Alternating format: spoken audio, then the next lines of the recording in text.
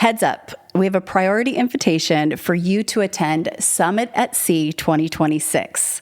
This is where 2,500 visionaries go on a 4-day odyssey aboard Richard Branson's Virgin Voyages. I'm fortunate to be a keynote speaker on the ship, and this year it will be April 23rd to April 26th. We'll leave out of Miami, and there will be content, learning, connection. I've met some of the most incredible people at Summit at Sea, and I hope you check it out. Head to summit.co for all the information, and for your priority invite, head to summit.co/a/renegade. We'll link to that in the show notes. I'm Amy Jo Martin. Welcome to the Why Not Now show.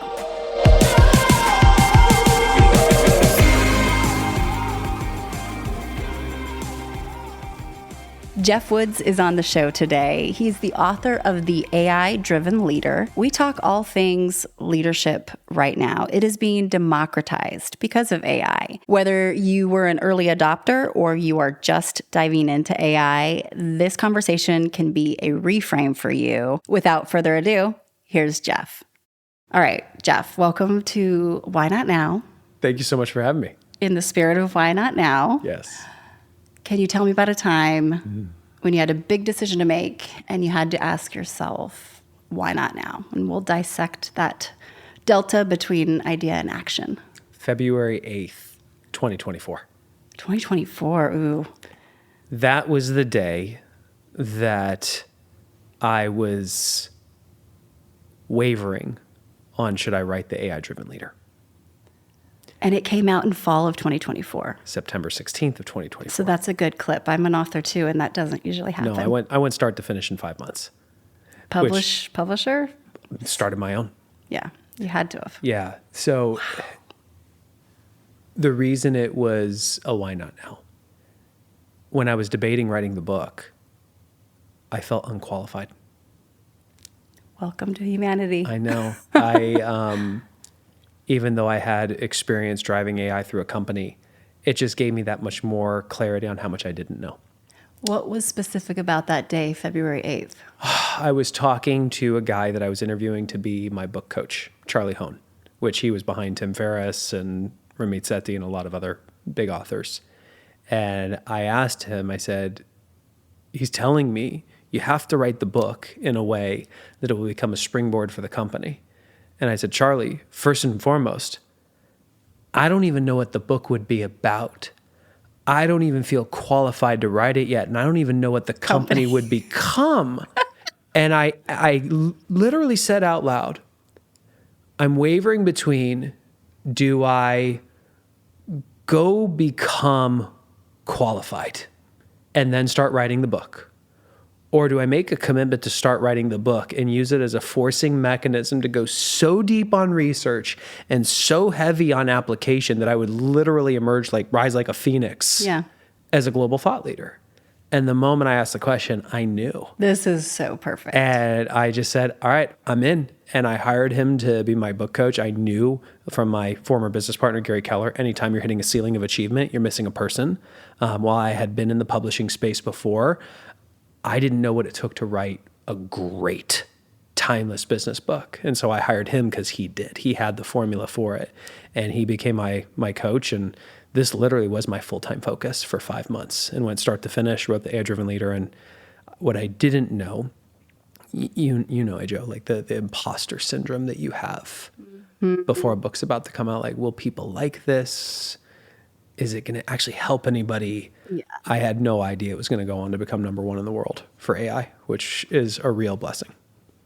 It is. And you did a great job. Thank you. And talk about, you basically went and earned qualification, right? You forced yourself and got your PhD with kind of the school of hard knocks, like, right? The interesting thing about the book is when it was first mentioned to me, I was like, okay, reversing back the publishing time, and I was like, this was vision, because you look at ChatGPT, OpenAI, and when we really saw that threshold, and it was like really well timed and very timeless. So when you look back at February 8th, what was hiring him was the green light? Was that the first that's dopamine hit. I knew and I then needed a you're- who. I knew I was missing a person. And so if I could work with Charlie, I knew he would guide me on what I would need to do next, and I would just execute whatever he told me to do. And that takes bravery. Like I'm always talking about how we have to manufacture bravery. It's not a hope. Like you can't just hope in the moment of opportunity that you're going to feel brave. So I've heard you talk about, I think it was your senior year in college. And the question, right? Yeah. You're interning the CEO of the company. You're asking him for some advice. And he's like, Sure. You need to actually start asking different questions. Don't Yes. worry about that. Why not now? Obviously, is a question. I'm a big believer of find the right question, not the right answers. And how did that apply to this moment? Because clearly, you didn't necessarily have this skill to Sure. the level you thought. But My senior year, I'm doing an internship. I sit down with the CEO right before graduating, and I asked him what job he thought I should get after school. And he leans in, and I'm just ready for him to tell me what job to get. And he instead says, Geoff, you're asking the wrong question. Hey, Joe, this is the first time in my life I even knew there were right questions and wrong questions. And he said, you really should be asking what skills can I master that are so valuable they'll serve me no matter where I go. Then find a job that'll help you build those skills. This is some of the best career advice I've ever received. And that when he told me to go into sales, because he said, that'll serve you no matter where you go.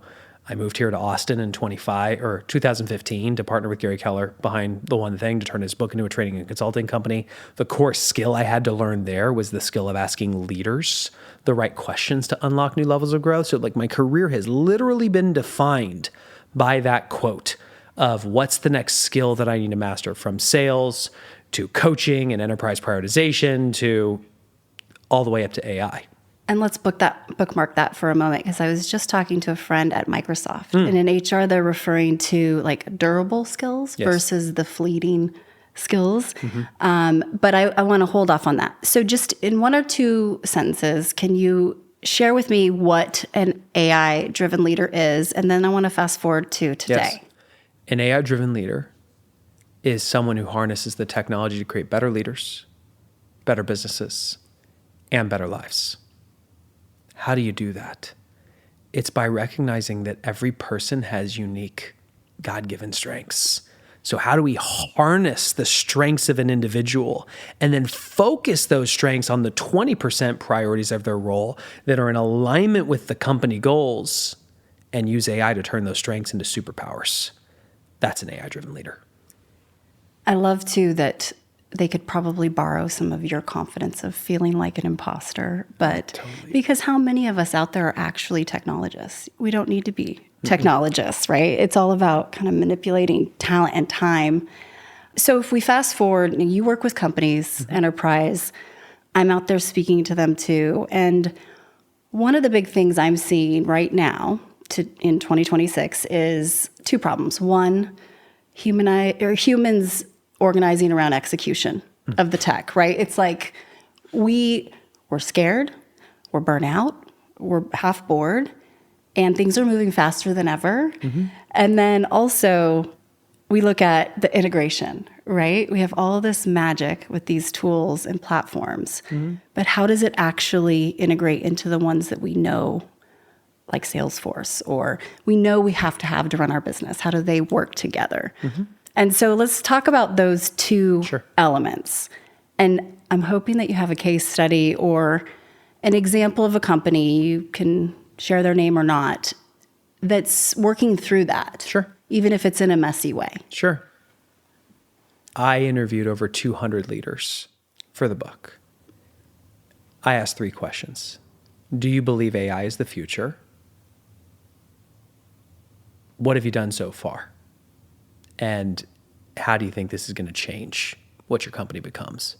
What became really interesting was 100% said it was the future and that they would adopt it. 5% had done anything. Have you seen a shift now, a year and a half later? Yeah. There's a false sense of confidence. They think because they've given everybody ChatGPT or Copilot, they're using AI. When the vast majority of people are using it, like Google, or to write better emails. Like a vending machine, Correct, right? which the last time I checked, 0% of the workforce received a promotion because they wrote great emails. Right. Meaning people are using this for the things that frankly don't matter that much. They're using it tactically. And my aha was like, I had literally a manuscript of the book that I completely erased and blew up after getting to number 200 because I realized I was solving the wrong problem. They weren't asking, how do we transform our business? They're asking, how do we start? And how do we make sure we're not falling behind? And so I rewrote the book to help leaders understand, how do I, at a leadership level, start to use this in a way that will actually matter, that will actually improve my job or improve my life. And it's not by using it to help you write better emails. It's using it as a thought partner to elevate how you think. Which is, we're speaking the same language. And as that has happened, but even if it's still one way where they're using Claude, Gemini, ChatGPT, whatever, I was doing some research and I was just curious of like, what percentage of the population in the workforce is actually using it more agentic, or even at that next layer where they actually have projects or using it more longer form, maybe custom GPTs. And it's like maybe 8 to 10. The agentic is... I think that's high. I do too. I think that's grossly high. Agentic was 1%. Correct. And I don't think they should be yet. But I think what's interesting is like, okay, I was at a corporate event speaking and we had IT and legal over here, the heads of those departments. We had ops, marketing, and HR. And they clearly realized they're self-aware that there's a bottleneck and that they're wanting to protect. This was a financial and healthcare company. That's a lot of proprietary data that they're scared of. But also there's safe places to experiment and like Petri dish. And how are you seeing companies get over their internal infrastructure and domains to actually make headway? You have to solve the problem that is versus what the problem will be. Solving infrastructure and all that, that's not the problem.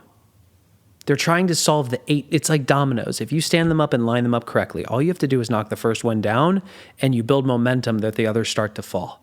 People are trying to solve the 18th domino or the 57th domino or the 200th domino when they haven't solved the first one, which is, how do I use this in a way that matters? Here's why. Imagine if your entire life you've only seen black and white, and I ask you to describe color. Can you do it? Of course not. I mean, just articulating. So yeah. If you haven't experienced AI transform you personally, how as a leader can you possibly cast a vision for how you're going to use agentic AI to transform workflows, or how you're going to weave this in your product or service offering to build a competitive advantage when you haven't experienced it yourself? Right. To me, that's actually a lack of integrity. Well, I literally had a conversation with an executive yesterday that's trying to solve for a huge company, and they're at a C-level, but they said, I feel like my own personal use is so lagging. I'm not doing anything with it. I'm like, how do you then know how to ask the right questions, right? So, okay, so then let's talk about organizing around execution as humans.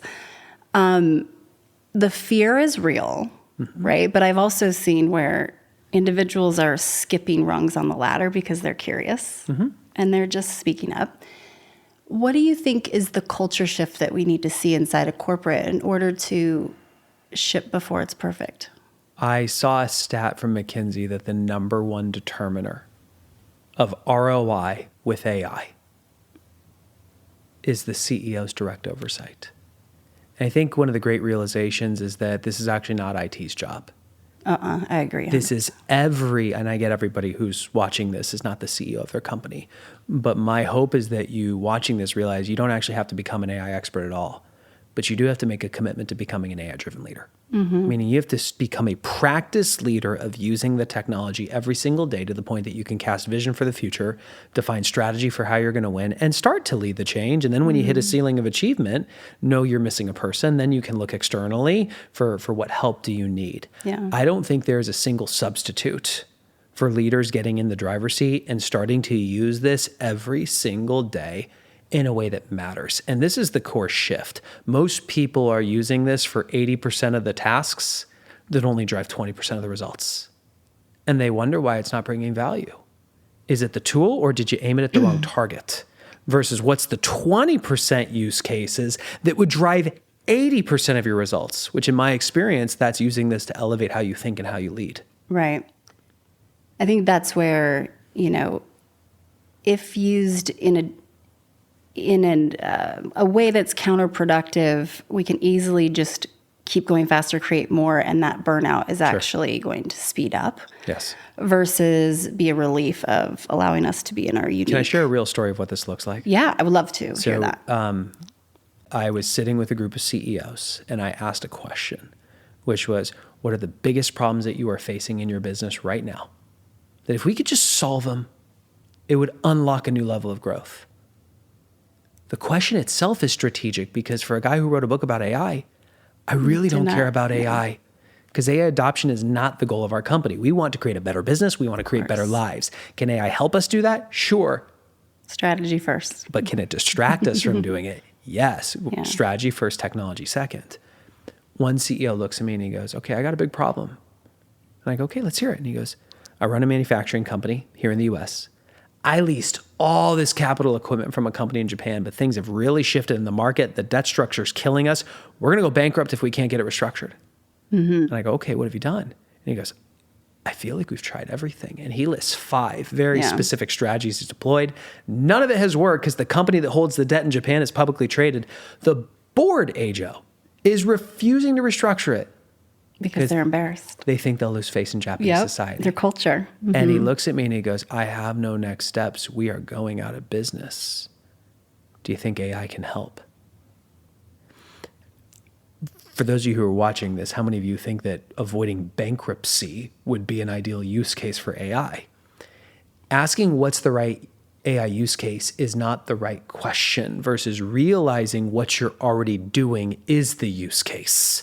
The question is, how do you use AI to do it smarter, faster, better? So I have a very specific prompt framework called CRIT. Context, role, interview, task.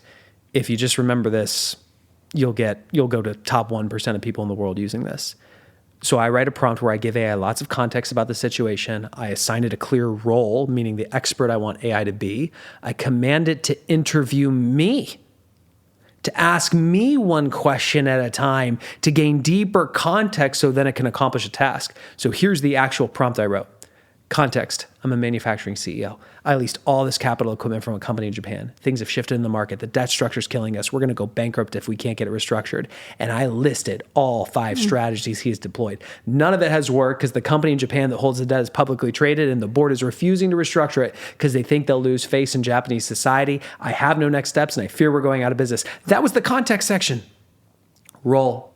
Your role is to act as an investment banker with deep expertise in restructuring debt. Interview me.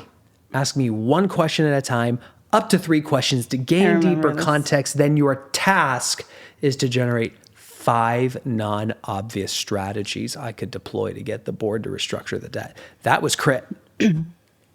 Here's what's crazy. How many books do you think you've read in your life? Several hundred. Several hundred. I want you to think of every book you've ever picked up, every page you've ever turned, every word you have glanced. What % of that collective knowledge do you think you can recall and apply right now? Right now. Not a lot at all. Is it fair to say you've done pretty well based on your ability to recall and apply the minority of what you've learned, which is the minority of the information of the world?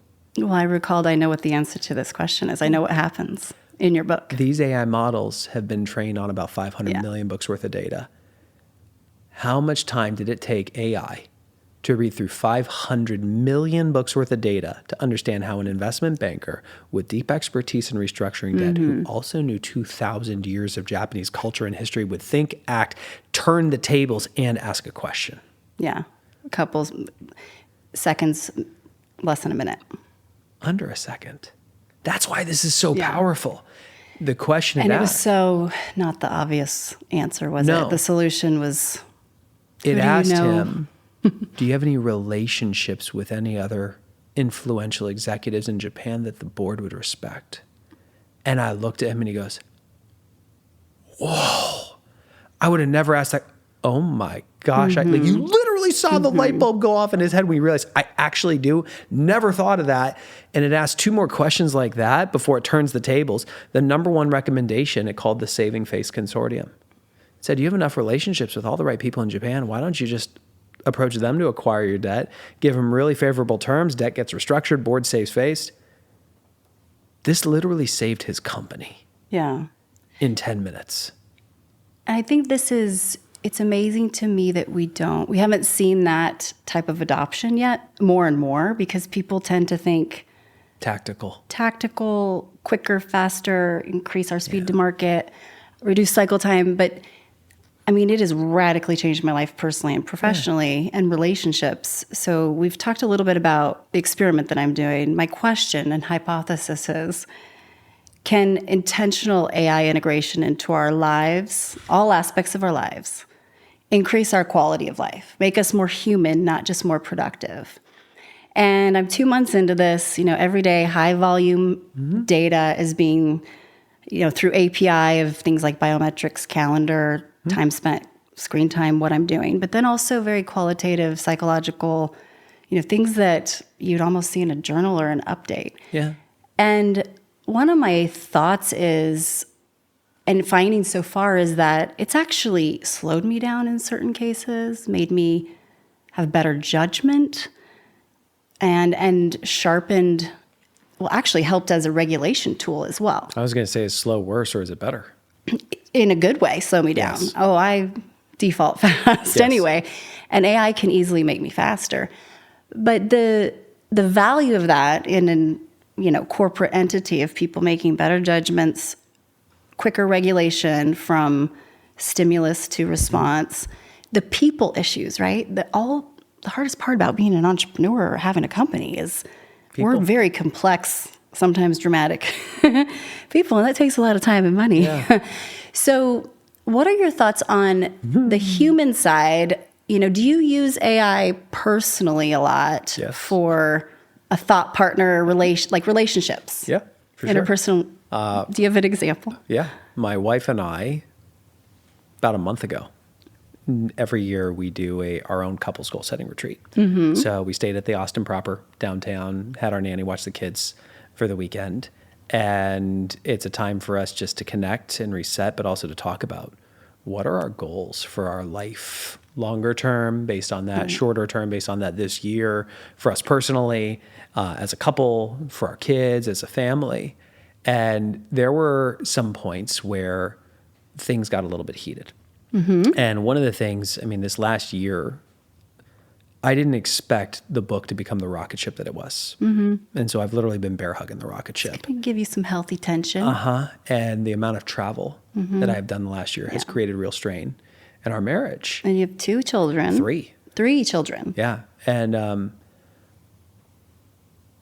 my wife and I were talking. She said, it's not the travel that's hard, but I find myself, it's the reconnection after the fact. Because even when you're home, I hold on to the anger that I feel, and it just it takes so long for us to reconnect. And by the time we're reconnected, you leave again. And I thought to myself, how can AI help us here? And so we sat down and I wrote a crit. Context. And I dumped tons of context in about what my travel schedule has looked like and the things I'm feeling. And I had her sharing, and I'm doing speech to text, so it's capturing all of this. I assigned it a role where it was a world-class marriage therapist, but also a COO whose superpower is building systems to help couples reconnect. Had it interview us 1 question at a time, up to 5 questions to gain deeper context. Its original task was to create a reconnection system or process that we could follow. So when I come back from travel, we could reconnect faster. Every question it asked, she's answering, then I'm answering. But we're talking about 5-minute long plus answers for each person. And are you talking and it's listening, or are you transcribing and then speech to text into the model directly? The interview took 90 minutes.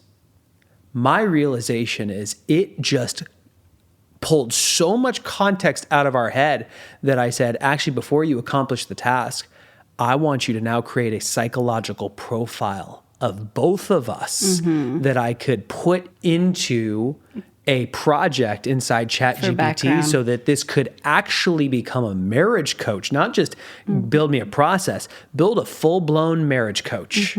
Here, hand me my phone. Let me read what it said. I'm going to read you real use case. I love it. Because I built it on the spot, and then, I kid you, 30 minutes later, we hit a point of tension.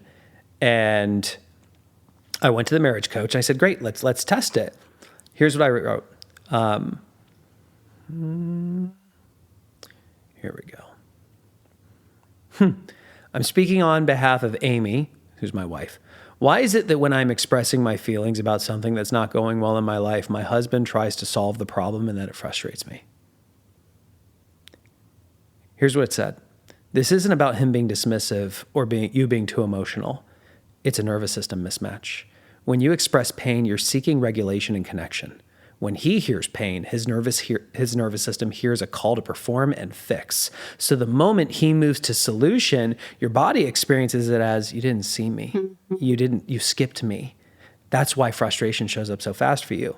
Now, here's what's actually happening underneath without villainizing either of you. For Amy, speaking feelings means asking to be held in experience.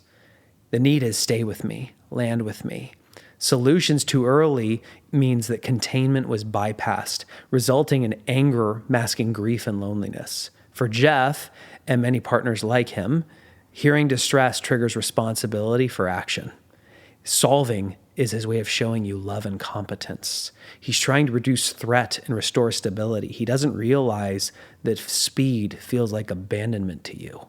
No one is wrong. It's just the sequence is wrong. And then it walked through how we could adjust this. That has been transformative for me in terms of holding space for her, because the moment she is a verbal processor, the moment that she wants to vent about something, I immediately want to solve. And like, I actually feel my body getting triggered when I can't solve it. But now I realize, like, no, just land with her, be grounded, hold the space, feel and validate what she's feeling. Because more often than not, she doesn't want me to solve. How amazing that was the first is use that? case. Exactly right. And now you have that education moving forward, and you're just getting more and more intelligent. Correct. And she is too, but you have a protocol now. Correct. It's fascinating to me how empathetic and emotionally intelligent AI has been in interpersonal, conflict or navigating scenarios where in the first month of the experiment, you can see through my not only HRV, but Oura Ring with stress levels, literally. Yes. And you can see it normally, like we go like this. And then as my usage of AI, I think I've had over 1 million tokens over the last couple of years, but I'm definitely use it. I'm a heavy user. It actually started to go up because I started using it in other ways for talking through scenarios in real time, regulation. There were some intense things going on. Mm-hmm. And you see the AI usage go up because you can export the data and re-import. And you see the stress go like this. Mm. And it's like leveling out, even though those were really stressful moments. Mm-hmm. So how is it that we get people to understand that actually that's such an upside, right? Whether it's in business or it's personal. And yes, there's plenty of things to be fearful about. We both have children. But if we lean in and actually start to use it more, we'll have more of a voice on what gets explored. Mm-hmm. And I don't find that being a privacy issue, and I have some different guardrails, but like, what's your kind of constitution for using AI? Are there any areas that you aren't using it? There's lots. Again, I don't care about AI. I care about better leaders, better businesses, better lives. Like, that's the mission of our company. I want to create a new category of leader that is an AI-driven leader that harnesses to truly create better leaders, better businesses, better lives. Like, how do we not only have economic upside from a capitalist standpoint while keeping human interest at the center? It is strategy first, technology second. I have a dedicated, nice leather chair in my office for thinking, meaning analog, pen and paper thinking. I still do that, where I'll sit down and I'll ask myself a question and I'll journal my thoughts, because AI can ask me the best questions in the world, but if I don't have the source material to give it to it, sometimes I need that processing time myself. I still go there. There are plenty of things that I do without AI because I don't need it, but I bring it into the things that matter. I bring it in when I need, I want to simulate my ideal customer to give me feedback on product strategy. I have my own personal AI board to challenge my biases and assumptions and help me see my own blind spots. I have an AI health coach that helps me make sure that I'm eating within my macros, doing the right workout, but also rewiring my identity with my longevity goals. Like we just went through something pretty significant with my daughter recently. She's experienced a real trauma in her life. And as a father, I didn't know what to do. Mm-hmm. I wrote a crit and came up with a very clear roadmap of how to show up as the best father possible to support her through this, that I think there is 0% chance I would have been as effective if I had not harnessed AI as a thought partner there. So I use it for the 20% that matters. So what do you think a leader looks like in 5 to 10 years?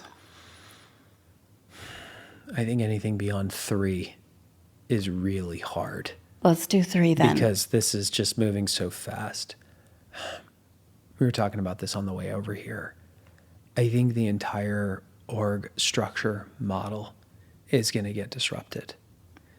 When we think about a company and people, we think of an org chart. It's very hierarchical. And when we want to hire somebody, we have an open seat on the org chart. We write a job description for who do we want to fit in that. And then we interview people to see if they fit that box on the org chart. But my realization, Joe, is we're literally asking people to conform to what we think is right, which is inherent with biases and assumptions that could be wrong. Versus the thing about AI is this does not replace you. This enhances you. Now, can you ask, how can AI replace me? Sure, and you can probably come up with some answers there. But you can also ask a more empowering question, which is how might AI make me irreplaceable? Well, that's actually the segment that I want to start. I just started this segment today for you, Geoff. It is called, basically, I'm going to throw out leadership traits, and you're going to say replaceable or irreplaceable. Can we go there in a second? Sure. So here's how this ties back to that. Actually, I'll tell you what I did, and then I'll tell you how it fits into leadership strategy. Marianella is my former executive assistant. I told her on week 1, this is the 20% things that you have to do exceptionally well to do your job at the highest level. And we came up with very specific KPIs. I said, it is your job to hunt me down once a week and get me to score you on a scale of 1 to 10 on every single KPI. And if I do not give you a 10, you have to ask, what can you do differently next week so it'll be a 10? And I said, I'm going to be very clear. I'm not going to proactively come to you with this feedback. It's your job to prioritize the time and make sure that every single week I'm scoring you. So immediately, Ajo, I am making development her responsibility. I just gave her a framework. Every week she's asking me to score her. We repeat that for 4 months. By the end of 4 months, she is crushing it. She's 10 out of 10 on everything, which meant she had outgrown her role. Yeah. It was time to create more opportunity. And so on our weekly one-on-one, I told her how well she was doing, and I said, it's time to think bigger. I want you to use AI, and I want you to write a crit where I want you to tell it what you believe are your greatest strengths and superpowers that you may or may not be harnessing within the business, and cast a vision for how you can bring 10 times to 100 times more value to the company based on our goals and our business plan. She goes, got it. Now let's be clear. Before working with me, she knew how to spell AI. That was it. She had never even touched Chat. Al. Yeah, she had never even touched ChatGPT. So she read the book. She learned how to write crit. That was it. So you have all been taught how to do crit. You have just as much information as she had. She comes back to me a week later. And she goes, I'm ready. And I go, with what? She goes, my vision. I go, let's go. And she goes, okay, based on what my greatest strengths are, here's the 20% things I'm currently doing that I think I need to double down on because they'll bring 10 times more value based on our goals and our business plan. Here's all the things I'm not doing that I really should be doing based on our goals and our business plan to bring 10 times more value. And if that's the case though, here's all the things I'm going to have to stop doing. And I've segmented them into 3 groups. Here's the things we should just stop. They don't matter. They're distractions. Here's the things I think we can use AI to augment or automate. And here's the things that I think we're going to still need a human for. Based on that, here's a job description for my replacement. Here's their 20% priorities. Here's their 90-day onboarding plan. Here's the compensation research. Based on that, I think we should pay them X. Do I have your approval? Because AI gave her that. Yeah. AI interviewed her. Yes, totally. She was the thought leader. 100%. It was her thought partner. 100%. I'm blown away. I go, approved? Way to go. What's next? And she goes, oh, we're not done yet. I go, excuse me? Yeah. And she goes, that was 10 times more value. That's not what you asked. You said 100. You said 10 to 100 times more value. And I sit back, I'm like, oh, this is going to be good. Amazing. And she goes, here's my realization. I can't become 100 times more valuable unless I make you 100 times more valuable. So here's a prompt I've architected so that AI will interview you to help you, Geoff, identify how you can become your problem. And I go, you are stunting me. Oh yeah. I go, I can't wait to do this. She goes, good, you'll do it now. I'll wait. And she literally waits while AI interviews me for 15 minutes and it spits out a full vision and a system of rules we would have to put in place to transform the allocation of my time. One of the most valuable prompts I've ever done. And I tell her that and she goes, yeah, thank you, but we have a problem. I go, what's that? She goes, you. You love to break the rules, Geoff. I'm going to put this system in place and you're going to wiggle out of every single one of them. So here's another prompt I've architected where AI is going to interview you to identify every way you will try to wiggle out of these. And it's going to turn that into a defense process that's a legitimate project inside ChatGPT. If I ever want to break one of my own rules, I have to go through AI first. Here's why I share that story. That was a perfect example of what I believe the future of leadership is. It's not, this is your job description, you must do these things. It was me saying, this is why our company exists. Here's the goals that we have. Here's our business plan. I want you to use AI to help you get a clear understanding of what you think your superpowers are. And you tell me, if I gave you complete agency, how you would bring the biggest value to the company. And she was able to come back with a completely different job description. Her title now is executive multiplier. Her 20% went from checking email, managing calendar, and handing my 80% to make me 100 times more valuable, run our advisory scopes for Latin America, and build all the systems that become the backbone of our internal culture. The playing field clearly is leveled. But if we look at these skills, right, back to your point about what skills do I need? Okay, so we're going to play this segment. Yes. It's going to be rapid fire. Just replaceable or irreplaceable. Leadership skills, for example. Can I offer a reframe? Sure. I don't know if it's replaceable or irreplaceable. When I think about skills, I think of them like stocks. Will they go up in value or down in value? You can do that if you'd like. Yes. If you'd like, you can say up or down. Yes. You really don't like rules, do you? You just try to wiggle your way out of that one. No, totally fair. And this is all within a spectrum based on everyone's scenario. These are traits, right? Not just skills. These are leadership traits. Cool. Emotional regulation. Up. Ability to inspire without data. Up. Capacity to hold two truths at the same time. Up. Storytelling. Up. Timing. Up. Empathy. Up. Discipline. Up. Intuition. Up. Synthesis. I'm going to still say up, but it's augmented by AI heavily. You're going to have to synthesize what AI does versus do the initial synthesis. Okay. Conviction. Up. Listening. Up. Writing. Down.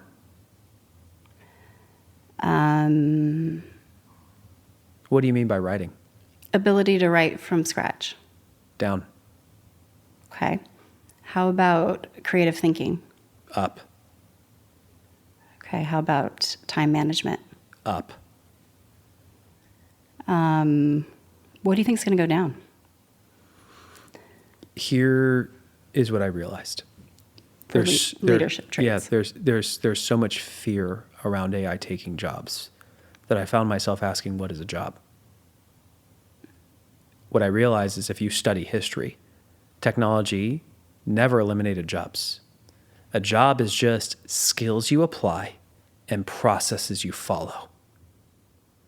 Technology makes the value of certain skills or processes go up in value, or certain skills and processes go down in value. The whole job doesn't go away. It's about skills or processes. The problem is, because of the Industrial Revolution, we were literally taught in our public education system, which is still in existence today, to not think like humans and start thinking like machines.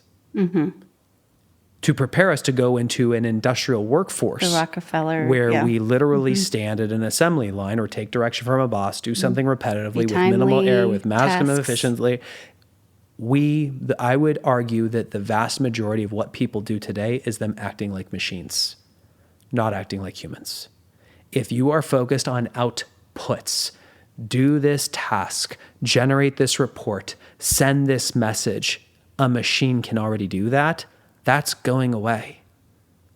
What's left?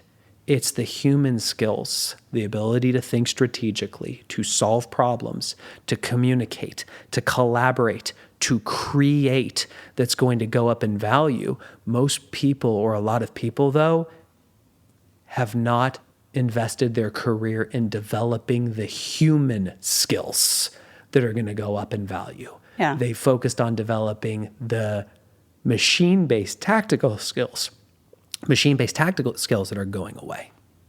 And history doesn't always repeat itself, but human behavior tends to, right? So here we are. Do you think when we look at the amount of need right now for people to have human connection, right? And the premium that will be connecting in person or having that emotional, affinity and reaction, what do you think will be like the craving and the absolute necessity for humans in the workplace, right? So here we have return to work, but we also have remote, and there's obviously hybrid, but how is AI going to help or hurt that human connection? I think you can answer both of those. First, I think we have to acknowledge that you're moving away from being the player of an instrument in the orchestra. I do marketing, I do finance, I do sales, to now you are the composer of strategy and the conductor of teams and technology. It's not about you being able to play any instrument yourself. It's the ability to wave the baton and to move teams and technology to achieve your biggest goals or solve your biggest problems. So let's talk about software development. Our developing team writes 0 lines of code. 0. But effective immediately. Our developers oversee AI agents that write code. QA in software. We don't have a person that does QA. We have a QA person that oversees agents that do QA. So a person is now leading agents in our business today. And last week I was with a major company and their CIO said to me, in 12 to 18 months, can you believe we won't be writing code anymore? I said, how about tomorrow? So is your thought human connection will get stronger because they'll have more time? Or what's your thought on the human connection side? I think it becomes more valuable because, by the way, this is where we came from. We came from sitting around the campfire, working in a community. And I think it's less about us doing the tactical things and more about us collaborating with other humans. I think we will have far more time to actually live. I And mean, if you think before our generation, like our parents' generation, they worked to live. They didn't live to work. Before you had the mobile phone and internet, when you left the office, you actually left the office. You didn't bring work home with you. Because of the mobile device, even on vacation, people aren't on vacation. So I do think we get to the point where you have so much agentic AI doing so many things that we actually have space to get back in touch with, who am I? Who are you? How do we form that connection? What are our hobby? A hobby outside of work? Yeah. What is that? I think that's the future. So what's taking a turn here? What's one thing that you find yourself learning over and over? The importance of what's timeless versus what's timely. Can you give me an example? So many people spend so much time. What's the latest AI model? And ChatGPT 5.2 just became 5.3, but then Claude just came out with this, and then Google came out with this, and they're so busy studying the latest tool, which is what's timely. That is not what is going to help you create a better leader, a better business, or a better life. I think the vast majority of the technological advances are distractions. You know, that's interesting because the experiment itself is showing me that it's not load necessarily that causes stress or, any kind of anxiety. It's more of cognitive fragmentation. It's not emotion. It's not drama. It's not like I can literally see it. It's when our brains were not wired. That's like cognitive chaos, the way that we're bouncing. Yes. Right. So that... what is your thought on mental health in the future? Is AI, everything is getting faster and faster, and you're out in the wild seeing the fear in people's eyes. What are your thoughts on that? On mental health? Is the acceleration of everything is not how we were. Yeah. I don't know what's going to happen to mental health of humanity overall as a trend. I think if you study history, I think things are going to get pretty bad before they get better. I mean, if you actually look at past technology, people brought out the pitchforks when a certain technological advancement threatened their livelihood. But I also look at that and say that was them still attaching themselves to the way things used to be. And the tech stayed, and the pain eventually got so high that they were forced to adopt the technology and build new skills. And then they got different jobs. That has always happened. This is the first time where AI truly poses the question, like, what will work look like in the future? I don't actually spend much time worrying about that. Yeah. I focus on solving the problem that is. What I do think is, one, I think the vast majority of people don't have the resources or the easy access to great mental health professionals. I think AI will democratize a lot of that. The ability for AI to ask you the right questions, to help you think through things and to empathize with things. Like, I still pay for coaches. We still have therapists in our life, and they're not available when I need them. On demand, they're biased. I use AI as my initial thought partner, but I'm also very clear on what is AI giving me, and I know how to challenge it for biases and assumptions or hallucinations. I don't trust what it says to me. I consider it as a perspective. I'm the thought leader. It's just my thought partner. And I do my initial round of thinking with AI. And then I go to the professionals, the human professionals in my world, to have those higher level discussions. Yeah. I mean, you could argue the same for legal. How quickly I realized, oh my gosh, if I'm an attorney, I got to make sure I know where I'm playing and how I'm using this, because I know my legal bills are not as, I don't need as much time from the actual human anymore. Gemini is doing my red lines because it knows my standard contract. Paying an attorney the billable hour to draft anything should be over. And that happened like that, by the way. And they're resisting it right now. So how do you keep your mind healthy? How do I keep my mind healthy? Exercise is important for me. I especially the last year, I've really done a lot of inner work around past trauma, healing, and really becoming aware of how many things I've held on to in my body. So part of this is like in the gym, I'm really thinking about what emotions are present with me right now. And like even this morning, I'm doing pretty heavy leg day. I'm doing squats and I'm thinking about specific things and I'm using that to like drive it out of my body. That's interesting. I'll do stretch in the sauna for 20 minutes after I work out where there's nothing in my ears. Like I'm really being present with whatever emotion I'm feeling and I'm actually stretching it out, moving it out. I do a lot of somatic work to actually release things in my body. Thinking time, a lot of thinking time. Anytime I feel overwhelmed in my life, I realize I'm just missing a thinking time block. And it's because there's so many things swirling around in my head that it's more that's in my head than I have the ability to process or prioritize. I know if I sit down with pen and paper or with AI interviewing me, and if I can just data dump it and get it into an organized structure, I give myself peace of mind. Those are some of the things that I do. That's great. I love it. What keeps you up at night? Nothing. Nothing. I sleep like a baby. That's good. If anything does keep me up at night, it's when I do feel stress about something in my life, and it can be very situational, where that stress, which really is just there are certain emotions that I have not processed or that I'm holding on to that I have an opportunity to release. And do you have a current why not now idea that you are considering? Yeah, my wife, Amy. Great name. Yeah, she very much values adventure.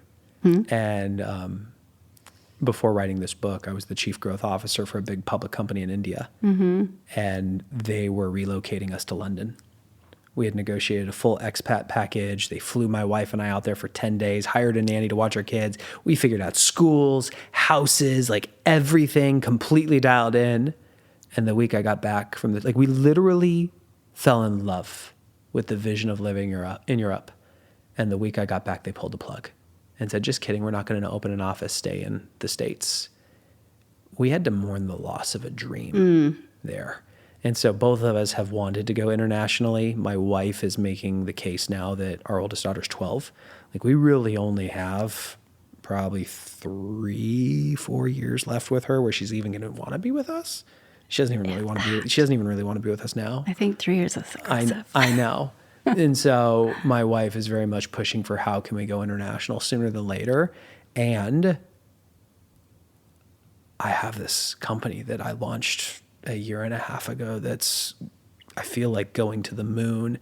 And this is one of those things I say, I'm a family man with a business, not a businessman with a family. And I feel like this is being tested right now. What is the priority? Is it the business? Is it the family?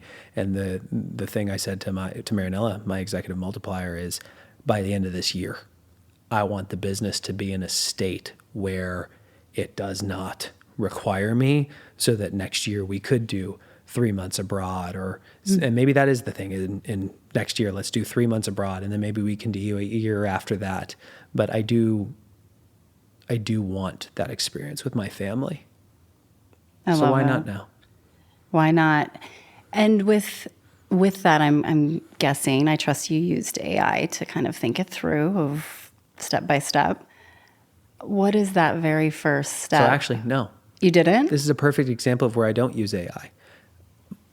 I have the processing power in my brain to come up with, and this is where I also think very differently. There's what's the ultimate goal, and then what's the current problem that needs to be solved. Right, but to reverse engineer how you don't have to be involved in the business. That's not my job to figure out.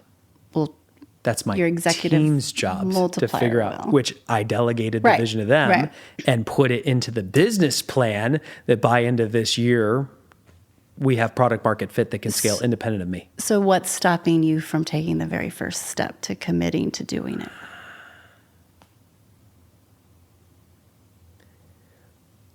To really commit to do it would mean we'd have to sign up for something.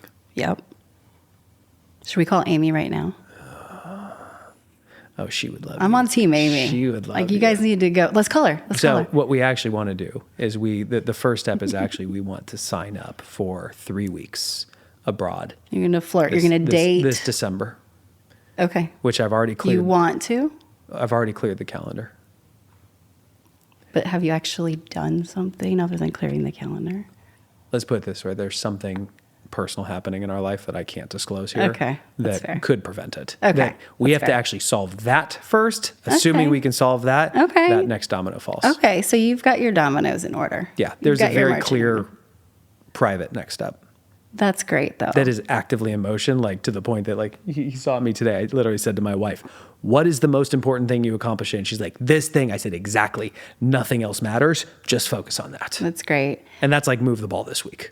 And I think for anyone listening, it becomes so daunting. Like I lived on a boat for a while. Oh, and cool. People said, "Oh, not everybody can just go live on the boat." I'm like, actually, and I was talking to a group of executives that could totally go live on a boat. Yes. I'm like, actually, if you really start to piece it down, you have a lot more agency than you think. But it's those tiny steps, right? So that's inspiring. It's exciting. All right, so we're going to wrap it up here. Let's go back to Geoff, who's talking to the CEO during your internship of your senior year in college.